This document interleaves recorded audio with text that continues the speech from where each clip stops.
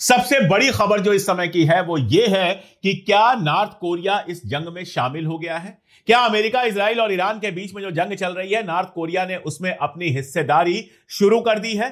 वजह यह है कि आज सुबह सुबह जापान के प्रधानमंत्री का एक ट्वीट आता है और वो ट्वीट ये बताता है कि उत्तर कोरिया की तरफ से एक बैलिस्टिक मिसाइल फेंकी गई है।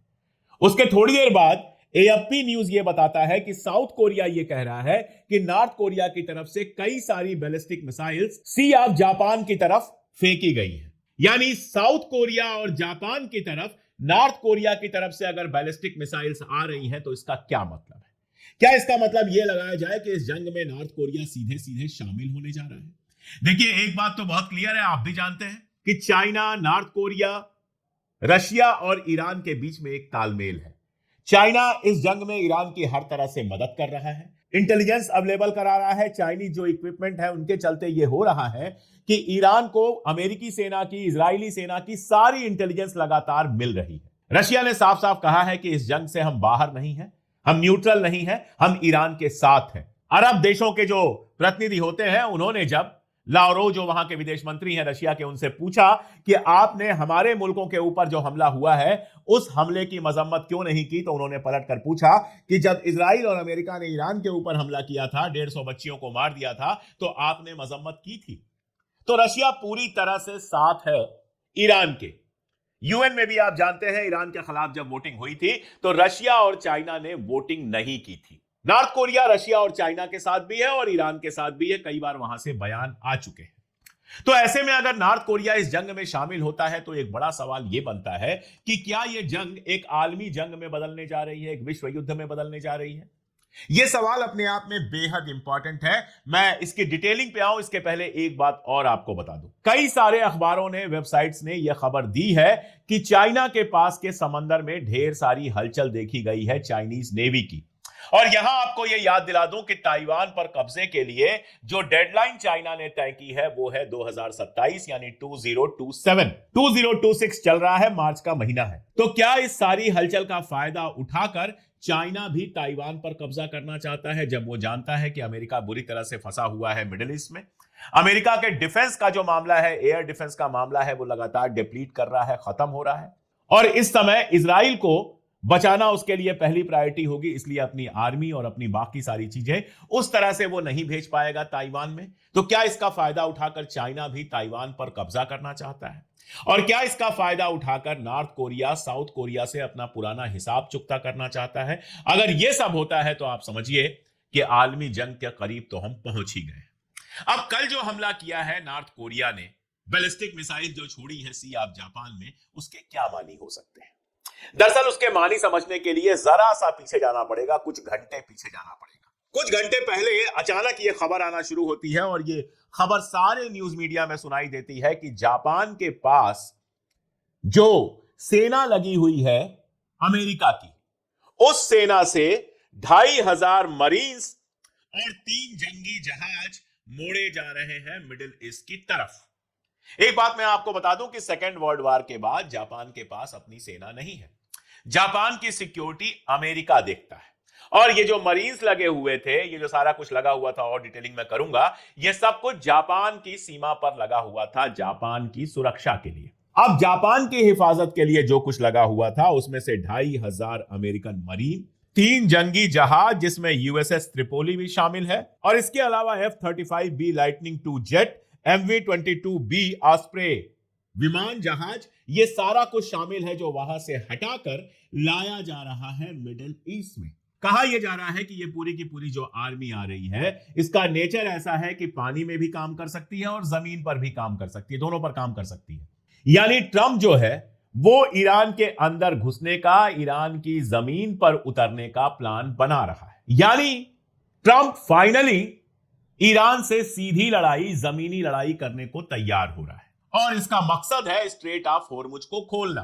वो 21 माइल का स्ट्रेट ऑफ होर्मुज जो सी ऑफ ओमान और ईरान से लगता है, वहां से जहाजें नहीं जाने दे रहा है ईरान, और इसीलिए उसको किसी भी तरह से खोलने के लिए सुबह खार्क पर हमला हुआ और प्लान यह किया जा रहा है कि ज्यादा आर्मी लाई जाए, जिसमें मरीन भी हो, जिसमें जहाजें भी हो और ईरान के अंदर घुसने की कोशिश की जाए। यह हो सकता है खार्क के अंदर ही घुसने की कोशिश की जाए ताकि ईरान के जो ऑयल डिपो है उनको बर्बाद करने की जगह उन पर कब्जा कर लिया जाए। यह फिलहाल ट्रंप का प्लान दिखता है। दरअसल ट्रंप का प्लान तो कुछ है ही नहीं।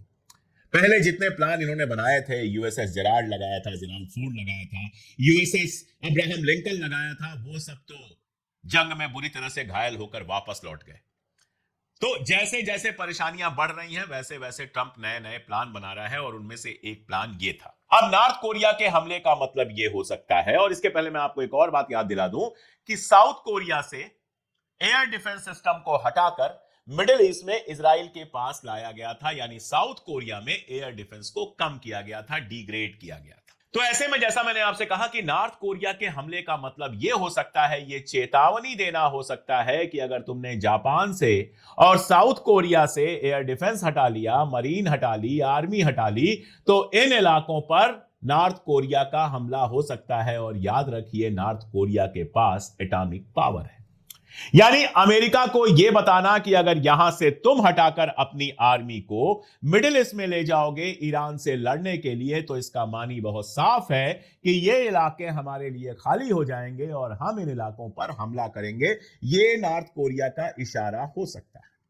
और नॉर्थ कोरिया के इस इशारे का मतलब यह भी हो सकता है कि जब हम ये करेंगे उसी वक्त चाइना ताइवान के ऊपर कब्जा कर लेगा, यानी ईरान को पाने के चक्कर में तुम बहुत कुछ खो दोगे। जाहिर है ऐसे तो जापान और साउथ कोरिया को खो नहीं सकता अमेरिका, तो उसको यहां से फिर सेना उठाकर वहां ले जानी पड़ेगी। और ये जो पूरी हरकत है, ये पूरी हरकत काफी परेशान करने वाली होगी। अब सवाल यह उठता है कि ऐसे में क्या यूरोप अमेरिका के साथ आएगा? अगर यूरोप अमेरिका के साथ आता है फिर तो आलमी वार के लिए कुछ बचता ही नहीं है। फिर रशिया के पास बहाना होगा यूरोप पर अटैक करने का और सारी दुनिया में जंग जैसे हालात बन जाएंगे। यह बिल्कुल साफ दिखाई दे रहा है। वैसे मैं आपको बताऊं कि अमेरिका जो ये सब ले के जापान से जा रहा है, इसका मतलब ये नहीं कि इनके पहुंचते ही ईरान हाथ उठा देगा और कहेगा हुजूर आला हम तो हार गए, आइए हमारा तेल, हमारा गेहूं, हमारी जनता सब कुछ ले लीजिए और हमारी कुर्सी पर रजा पहलवी को बिठा दीजिए। ऐसा कुछ नहीं है। सबको जाना पानी में से है, और जिस पानी में से जाना है वहां पर 3000 से ज्यादा नेवल माइंस लगाई हुई है ईरान ने। ईरान के पास स्पेशल एंटी शिप मिसाइल्स हैं जो पहले तो इनको करीब आने नहीं देंगी, जैसे यूएसएस जेराल्ड फोर्ड और यूएसएस अब्राहम लिंकन को वापस लौटना पड़ा, इनको भी वापस लौटना पड़ सकता है। और दूसरे, मान लीजिए किसी तरीके से आ भी गई, नेवल माइंस को पार करके आ गई, जो नेवल माइन लगी हुई हैं जिनको ईरान एक्टिवेट करेगा तो पानी के अंदर माइन फट पड़ेगा और उसके साथ साथ जो मरीन होगी वो भी डूब जाएगी। मान लीजिए वो सब पार करके अमेरिका आ भी गया जमीन पर, तो क्या 9 करोड़ की आबादी वाला और हिंदुस्तान से थोड़ा छोटा ईरान इतनी आसानी से इन सैनिकों को वापस जाने देगा जीत के? क्या यह हॉलीवुड की फिल्म है जिसमें स्पेशल ऑपरेशन ग्रुप आता है और 2-3 दिन में सब कुछ निपटा के चला जाता है? क्या यह धुरंधर है जिसमें एक आदमी जाता है और पूरे पाकिस्तान को हरा के चला आता है? साहब, यह जमीनी लड़ाई है। अफगानिस्तान जैसा मुल्क जिसके पास कोई मॉडर्न हथियार नहीं था और कोई जिसकी मदद करने वाला भी नहीं था, उस अफगानिस्तान में बरसों तड़पने के बाद अमेरिका को वापस आना पड़ा। वियतनाम जरा सा मुल्क है, गरीब मुल्क था, जरा सा मुल्क था, जमीन में गड्ढा कर करके लोगों ने लड़ा और अमेरिका को वापस आना पड़ा। एग्जाम्पल देखते चले जाइए, जितने एग्जाम्पल देखेंगे उतनी हंसी आएगी।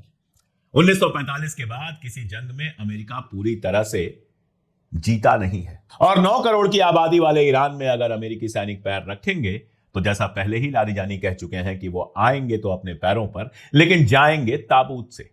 ऐसा नहीं है कि ईरान का नुकसान नहीं होगा, ईरान का नुकसान होगा, लेकिन इतने बड़े टेरेन पर 25-50 हजार सैनिकों के भरोसे, और यहां तो 2500 सैनिकों की बात चल रही है, कब्जा कर पाना मुश्किल नहीं, पूरी तरह से नामुमकिन है। और ये बात अमेरिकी सेना के बहुत सारे सीनियर्स भी और रिटायर्ड लोग भी ट्रंप को समझाने की कोशिश कर रहे हैं, लेकिन ट्रंप के सिर पर शायद एपस्टीन चढ़ गया है, एपस्टीन नाम का भूत चढ़ गया है, और इसलिए इस मामले को जितना खींचा जा सके उतना खींचने की यह कोशिश कर रहा है। बहुत मुमकिन है कि यह मामला ट्रंप की कुर्सी, ट्रंप की इज्जत, सब कुछ लेकर खत्म हो और आखिर में हम देखें कि ट्रंप साहब और कहीं तो रेजीम नहीं चेंज कर पाए, लेकिन खुद अपनी रेजीम चेंज करवा के जेल के अंदर पड़े हैं एपस्टीन वाले मामले में। यह बिल्कुल मुमकिन है। अच्छा, बहुत तरह की रिपोर्ट्स आ रही हैं। एक रिपोर्ट इजरायली हायोम नाम का अखबार है, उसमें आई।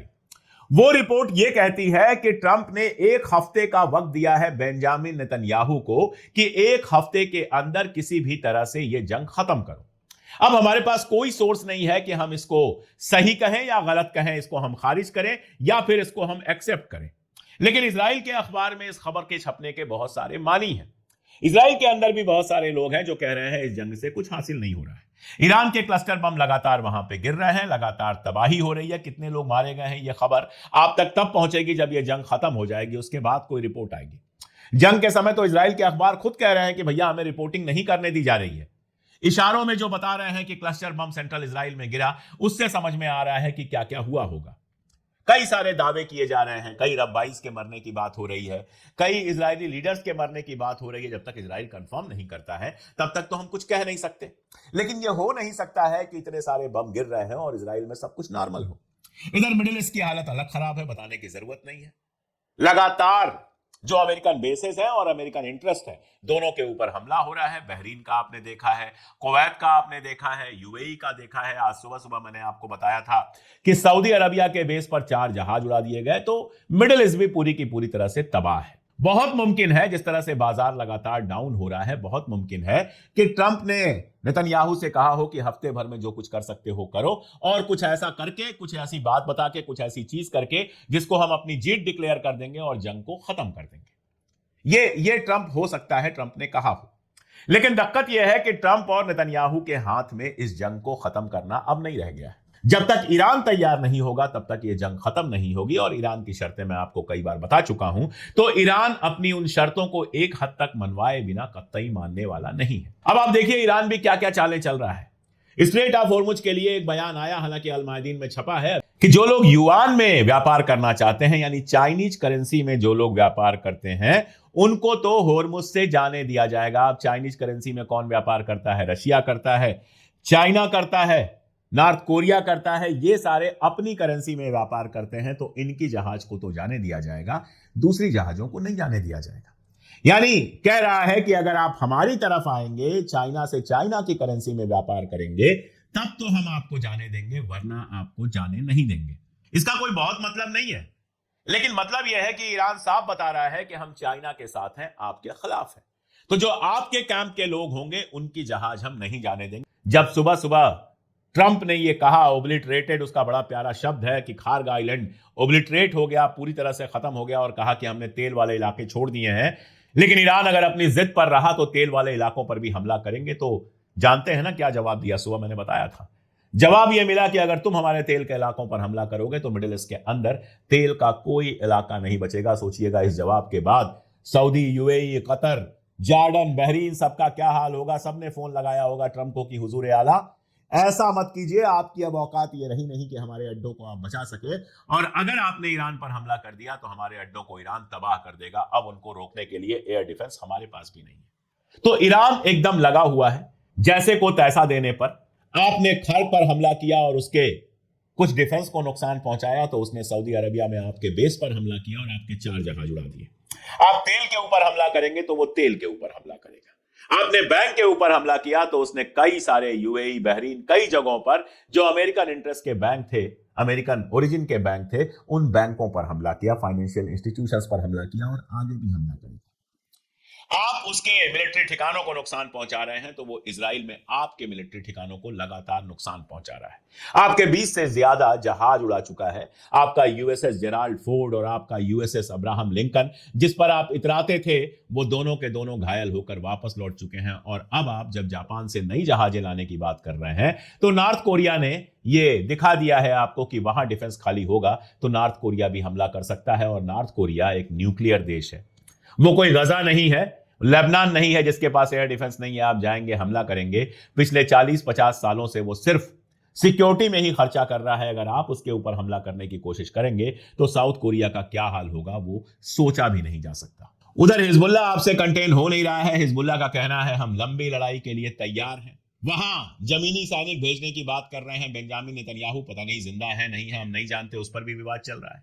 अगर जमीनी सैनिक वहां गए तो हिजबुल्लाह से लड़ाई वहां भी आसान नहीं होगी। हूथी कह रहा है कि जल्दी ही हम बाब अल मंदेब को भी बंद कर सकते हैं। तो अपनी बेवकूफी से, अपने पागलपन से, और शायद एप्स्टीन फाइल में अपने फंसे होने की वजह से ट्रंप ने दुनिया को एक ऐसे मकाम पर पहुंचा दिया है जहां चिंगारी लग चुकी है। वो चिंगारी कहां तक फैलेगी, नॉर्थ कोरिया तक फैलेगी, यूक्रेन तक फैलेगी, कहां कहां तक फैलेगी कोई कह नहीं सकता है। अब तो सिर्फ ये दुआ की जा सकती है कि दुनिया बचे, क्योंकि इतने सारे एटॉमिक पावर्स के बीच में अगर आलमी जंग होती है, विश्व युद्ध होता है, तो दुनिया शायद बचे ना, और बचे भी तो वैसी तो बिल्कुल ना रह जाए जैसी आज है। दुआएं करने का वक्त है, दुआ किया जाए कि बुद्धि आए और किसी तरह से जंग रुक जाए।